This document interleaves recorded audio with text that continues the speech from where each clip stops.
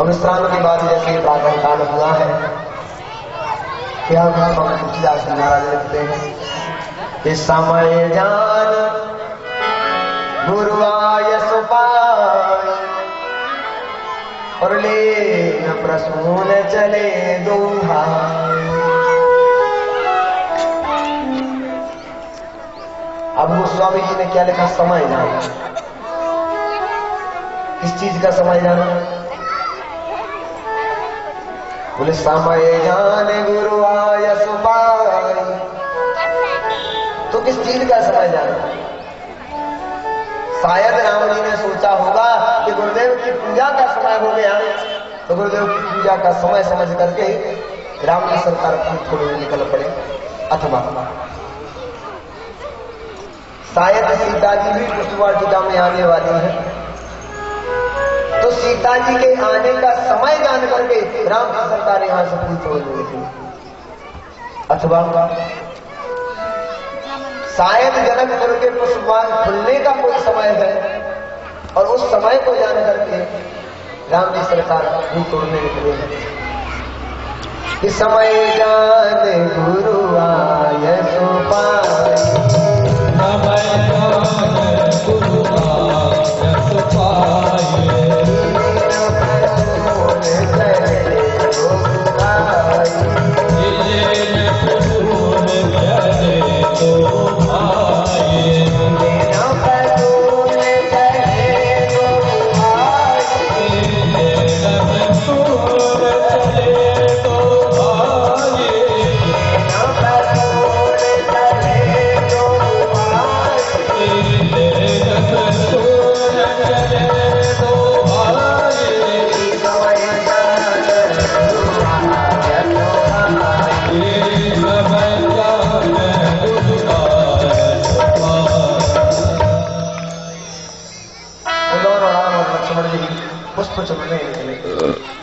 समय जाने गुरु आय सुपाय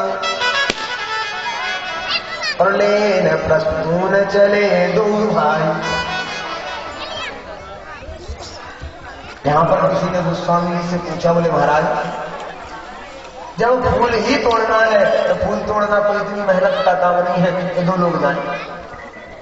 अरे अकेले राम जी चले जाते, लक्ष्मण चले जाते, पर यहाँ पर तो आप लिखते के लेन प्रसून चले दो भाई।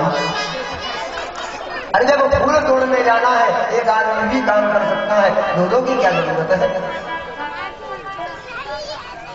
तो गोस्वामी जी ने कहा कि हम दोनों भाइयों को इसलिए भेज रहे हैं कि यहां से राम जी पुष्पबाग में जा रहे हैं और वहां से सीता जी भी आए हैं, तो यहां से राम और लक्ष्मण साथ में जाएंगे, तो वहां से जब सीता जी आ रही हैं तो सीता जी के साथ है उर्मिला जी भी तो आएंगे।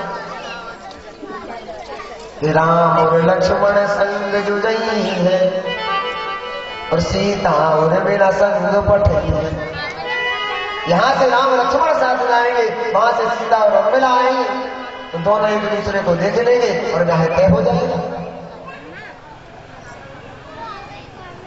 गोस्वामी जी कहते हैं कि ऐसी बात है तो लेन प्रसून जाओ दो भाई। तो दोनों भाई जाकर के पुष्प चुनने के लिए पहुंचे हैं। क्या ये राम कथा का प्रसंग है?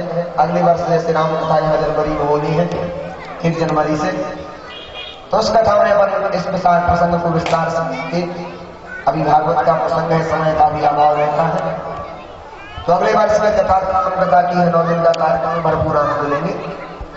तो लेन प्रसून चले दो भाई। तो दोनों भाई जाकर उस बाग में पहुंचे। माली से निवेदन किया, भैया उस बाग में हम फूल तोड़ना चाहते हैं। माली ने हाथ जोड़ के कहा, सरकार आपको उस बाग में नहीं जाने देंगे। क्यों नहीं जाने दोगे? माली ने कहा, सरकार आपके जो बड़े भैया राम हैं, इन्होंने अपने चरण में चरण पादुका नहीं पहनी, खड़ाऊ नहीं पहने, नंगे पैर हैं, इसलिए इन्हें अंदर नहीं जाने देंगे। लक्ष्मण जी ने माली से कहा, क्यों भैया ये बताओ, क्या तुम्हारे पशुवाद की कभी सफाई नहीं होती? क्या तुम्हारे पशुवाग में कांटे डले हैं कि तुम बोलते हो कि नंगे पैर राम जी को नहीं जाने देंगे? माली ने कहा, लक्ष्मण जी से सुनो, बुराई तो करना मत। हमारे पशुवाग में दिन भर सफाई ही होती रहती है। लक्ष्मण जी ने कहा, फिर तो नहीं जाने दे रहे हमारे भैया में नंगे पैर? माली ने कहा, इस चीज की चिंता नहीं है कि तुम्हारे भैया को कांटे लग जाएंगे। तुम्हारे भाई के पैर इतने कोमल हैं, इतने कोमल हैं कि कहीं फूल की पंखुड़ी ने गड़ गई तो उनका खून निकल आएगा, रक्त निकलने लगेगा। इसलिए निवेदन है कि फूल बाग में मत जाओ। कि बगिया बिच जाने न दे हो राम जी विनती सुनो। बगिया बिच जाने न दे हो राम जी विनती सुनो।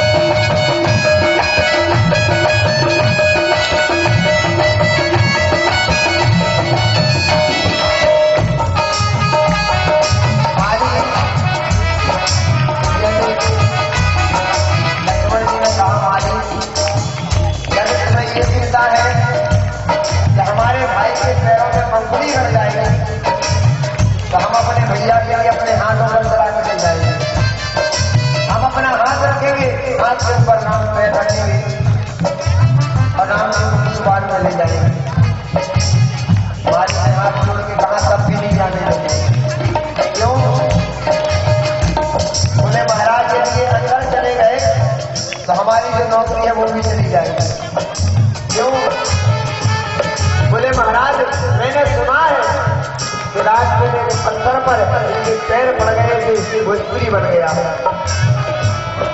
और यदि महाराज फूलों के वृक्षों में इनके स्पर्श हो गया और फूल भी कहीं स्त्री बन गए तो हमारी नौकरी चली जाएगी। माली का काम फूल बाग में होता है और जब फूल ही नहीं होंगे तो नौकरी चली ही जाएगी। करके पर सत मन गई सब नारी, पर सत मन गई प्रभु नारी, पर सत मन गई प्रभु नारी, पर सत प्रभु बन गई नारी, सब मेरा उड़े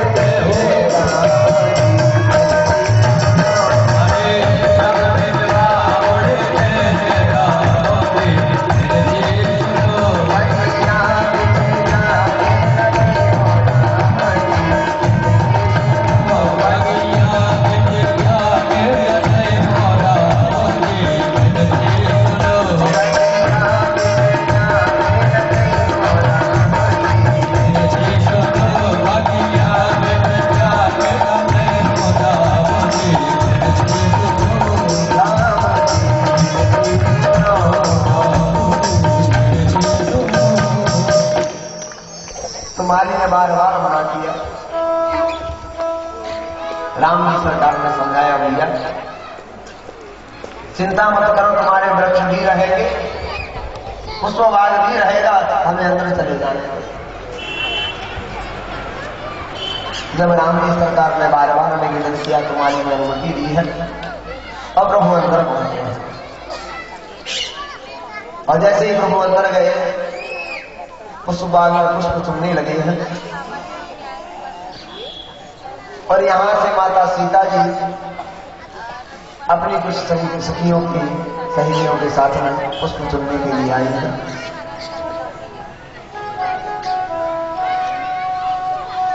बहुत सारी सहेलियां हैं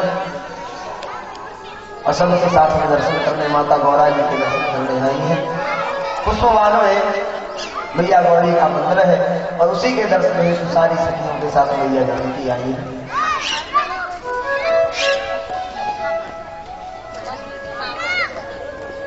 पर इनके साथ जो सखियां आई हैं, ये मंदिर में दर्शन करने नहीं आई।